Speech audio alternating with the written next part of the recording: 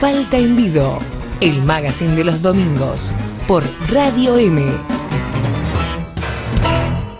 Estamos arrancando la segunda hora en este magazine en Falta en Vido para 14 emisoras para toda la provincia. Estamos con un nuevo magazine. Hoy lo decíamos en la presentación que íbamos a dialogar, que teníamos la oportunidad de entrevistar a un legislador provincial de Cambiemos, del PRO, uno de los primeras figuras que apoyó lo que fue todo el proyecto de Cambiemos y del PRO aquí en la provincia de Santa Fe, Luis. Claro, estamos hablando del diputado Sergio Mas Varela, que es abogado, contador. Vamos a contarle un poco a la audiencia para poner un poco el marco de esta charla. Y precisamente desde el bloque de Cambiemos, desde el bloque del PRO, viene del radicalismo, ¿no? Ha estado trabajando un tiempo importante con el ex concejal Boazo en la ciudad de Rosario. Y bueno, vamos a consultarle acerca de la posición del PRO en la Cámara de Diputados de Santa Fe respecto a la propuesta de nombramiento de Raúl Lamberto al frente de la Defensoría del Pueblo. ¿Cómo está, diputado? Buen día. ¿Qué tal? Buen día. ¿Cómo les va? ¿Cómo anda usted? ¿Bien? Bien. Bueno, es un tema el de la propuesta de Lamberto por parte del Poder Ejecutivo para integrar, una de las instituciones, creo yo, más importantes desde el punto de vista del control social, ¿no? Acerca de la actividad no solamente del Poder Ejecutivo puntualmente, sino de todos los organismos provinciales, inclusive también de las entidades descentralizadas y de las empresas del Estado provincial.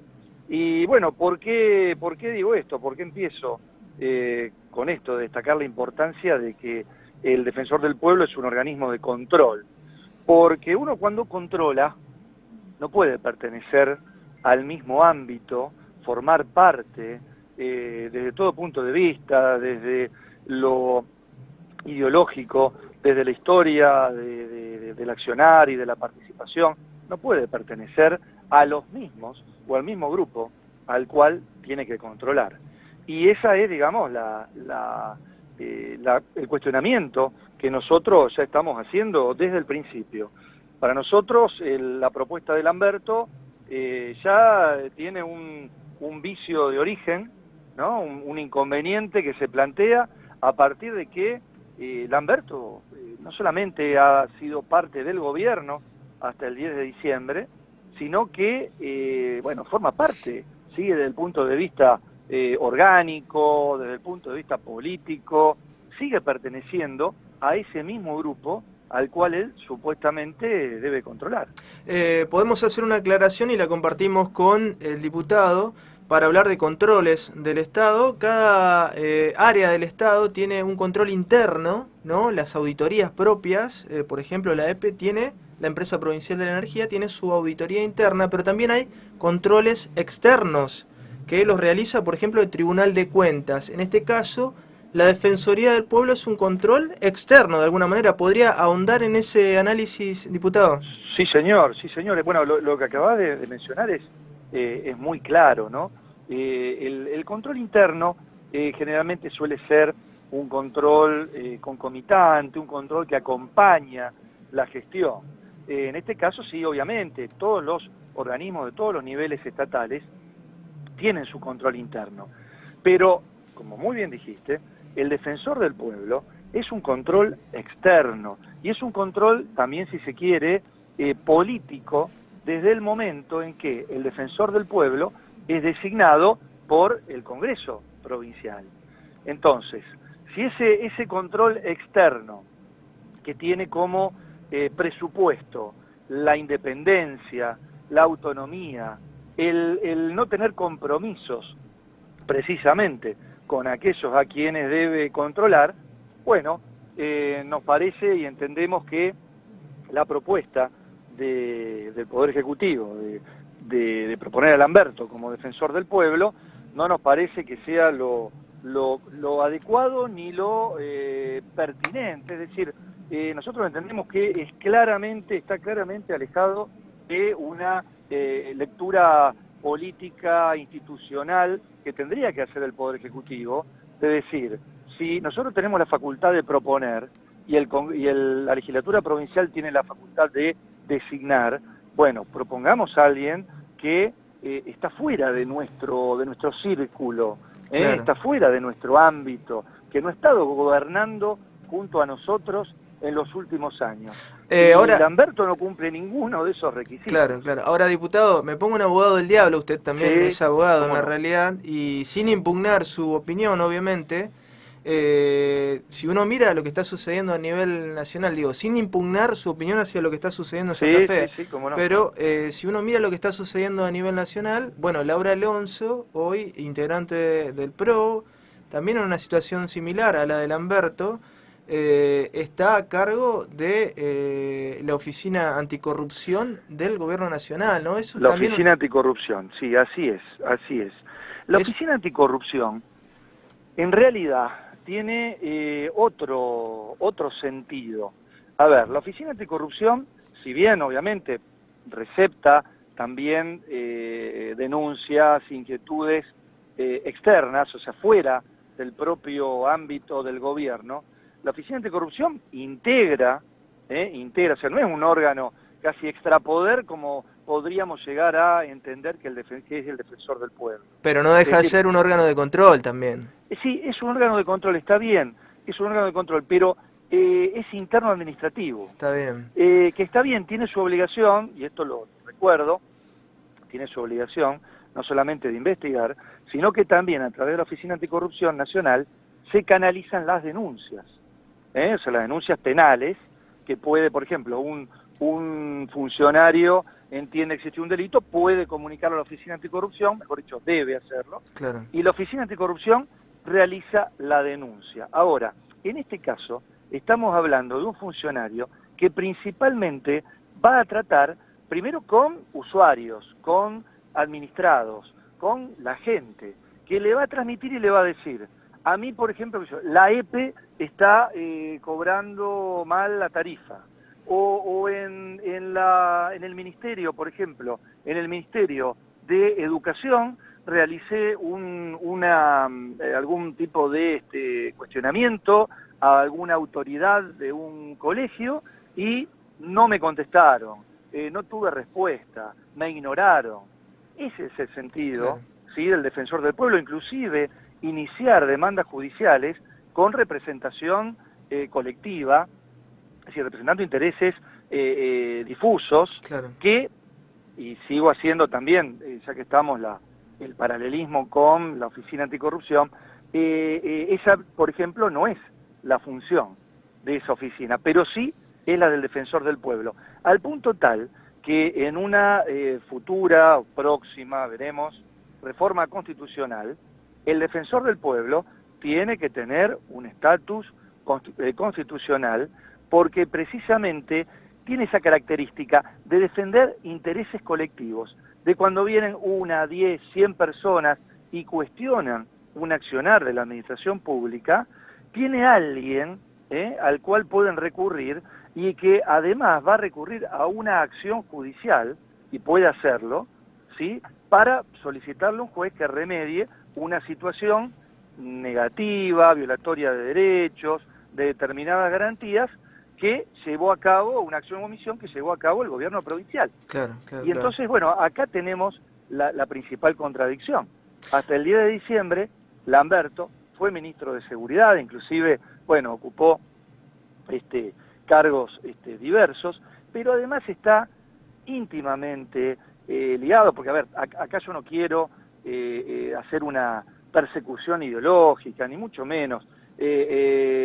Lamberto tiene todo el derecho de pertenecer obviamente a un partido y de acompañar las políticas de ese partido, pero bueno, acá no ha habido ni siquiera un periodo durante el cual él no haya participado en el gobierno, más allá de su adhesión personal a lo que se hacía. Él fue parte del gobierno hasta el día 10 de diciembre. Diputado, aprovechamos que usted también tiene algunos conocimientos en materia económica para preguntarle, como decía Federico al principio de esta entrevista, Sí. sobre algunos aspectos, su opinión sobre el nuevo rumbo económico nacional, precisamente, un Bien. nuevo rumbo que en una etapa compleja, ¿no? Para la República Argentina, digo, personalmente no tengo claro cuáles son los motores del crecimiento de la economía que está planteando el gobierno nacional, ¿no? No me queda claro eso. ¿Qué puede decir al Bien. respecto? Bueno, a ver, desde el año pasado el diagnóstico, digo, no solo del año pasado, pero durante la campaña, quiero decir que fue informado en su momento, al menos dentro del ámbito, ¿no es cierto?, electoral, que nos encontramos ante una economía que estaba estancada en el crecimiento. Estancada en el crecimiento quiere decir que no hay inversiones, que no hay creación de empleo, digamos, productivo, útil. Sí es verdad que el mayor consumo financiado con emisión, ¿sí? Daba una ilusión que se desvanecía al poco tiempo, pero daba una ilusión monetaria de contar con determinada liquidez para ver mejorar el nivel de vida. Ahora, ¿qué es lo que pasa? Si una economía no produce bienes y servicios, y esto no es una cuestión ideológica, es una cuestión de sumar, nada más, tan simple como eso. Si inclusive de economía familiar, si una economía no produce, no genera bienes y servicios, uno lo puede pintar como quiera, uno le puede poner los números que quiera a lo que vale, por ejemplo, no sé, mi auto, mi heladera, mi aire acondicionado, mi sueldo, que valga, no importa lo nominal. El tema es que si yo no creo, ¿sí?, bienes y servicios en la economía real, si no hay inversiones, tanto, ojo, internas como externas también, difícilmente voy a poder crecer en términos reales. Se lo digo de Y otra manera, sí, diputado, para ser sí, más claro, ¿no? Uno analiza las primeras medidas del gobierno nacional y hubo una fuerte apuesta al sector primario, ¿no? Con reducción de retenciones en sectores vinculados al campo, también al sector minero, ¿no? sí, También hay una apuesta, por lo menos hasta ahora en lo discursivo, a la obra pública, todavía no llega a eso, pero obras de infraestructura, se habla de obras de infraestructura. Ahora, si uno analiza que lo que está sucediendo con las pymes, que son históricamente en Argentina y en gran parte del mundo el motor del desarrollo del mercado interno por digamos el mayor digamos el sector que mayor empleo privado generan, el escenario es un escenario espinoso, ¿no? Porque se ha contraído el consumo localmente, hay menos exportaciones por la situación de Brasil, también hay que decir el crédito 35-36% hoy las LEVAX. la tasa de interés. Sí. Las tasas de interés están muy elevadas, no son tasas reales, no son tasas para la economía real, son tasas para la especulación. Entonces, por un lado, hay una apuesta al sector primario, que no es un sector mano de obra intensivo, no genera mucha mano de obra, y a la obra pública, en un sentido quizás hasta keynesiano, pero digamos, no hay un motor claro en el tema de las pymes que es central en Argentina. Bueno, a ver, comparto en parte, pero bastante, digo, lo que has dicho, por ejemplo, en relación a qué. Obviamente que a partir de la modificación, disminución y eliminación de retenciones al sector primario, obviamente que se confía en que es uno de los, al menos de los impulsores, ¿no?, de lo que puede ser un relanzamiento de la economía.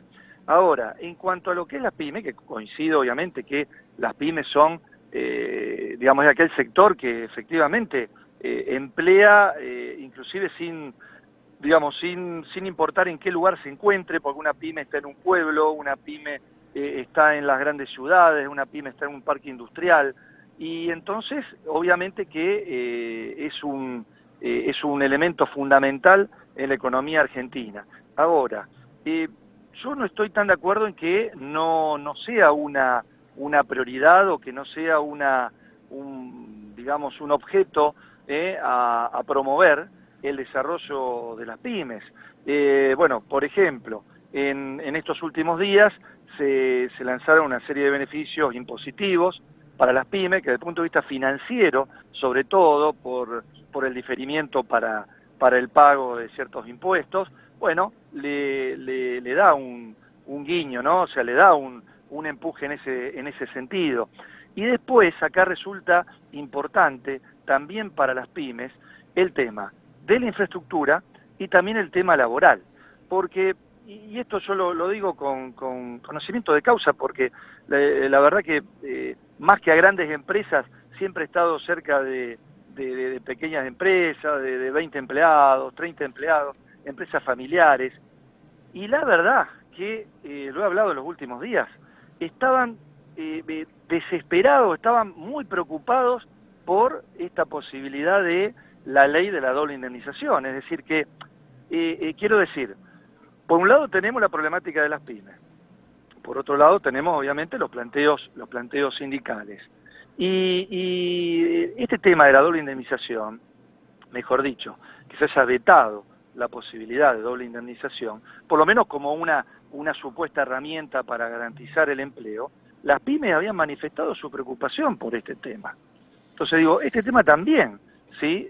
Hace a la dinámica, hace a la evolución y supervivencia. Sí, también manifestaron su preocupación en torno al tema de las tasas, de que se como aprobara, decíamos. claro, Y otros aspectos, pero le indemnización. proponemos seguir esta conversación en otro momento, diputado, porque ahora lamentablemente se nos acabó el tiempo, así que le agradecemos su amabilidad por atendernos y seguramente por favor. es un tema para seguir debatiéndolo. Muy con tiempo. interesante, sí, así es, y bueno, yo estoy como siempre a disposición, ¿eh? Que pase un buen domingo. Muchísimas gracias por su tiempo. Muchísimas gracias a ustedes también. Hasta luego. Hasta Ahí luego, lo hasta luego. escuchábamos al diputado provincial Sergio Mas Varela en este Falta en Vido, un Falta en Vido que tiene mucho más y que continúa a continuación junto con ustedes.